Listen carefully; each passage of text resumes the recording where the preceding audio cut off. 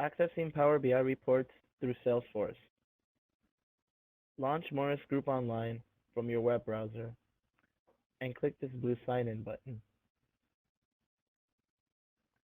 Next, click this MGI Employee Login with Office 365 button. Enter your MGI login credentials here to sign in. Hit Next, enter your password, and hit Sign In. Click Yes to reduce the number of times you are asked to sign in.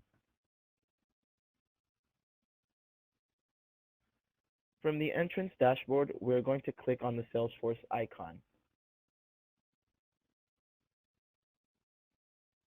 From here, we're going to log in with Office 365. Once you are logged into Salesforce, you are going to find the search bar to enter the name of the specific rep or account you are looking for. Note, wholesaler and distributor sales can be found the same way. In this example, we are going to look for Elmco Stewart, City of Industry. Enter Elmco into the search bar.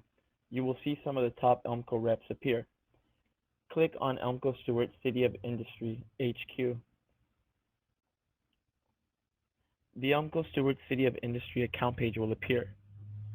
The buttons to the right of the account name are used to access their Power BI reports. To view the rep sales for Elmco Stewart City of Industry, you are going to click the PBI Rep Sales SAP button. Your ability to view the other reports is dependent on the permissions you have been granted by Power BI administrators. You may be prompted to sign in to Power BI.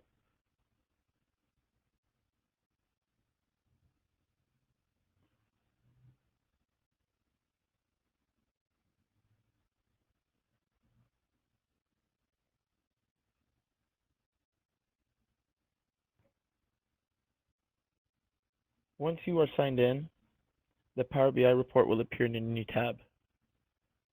You can navigate the different pages of the report by selecting from the tabs at the bottom of the page.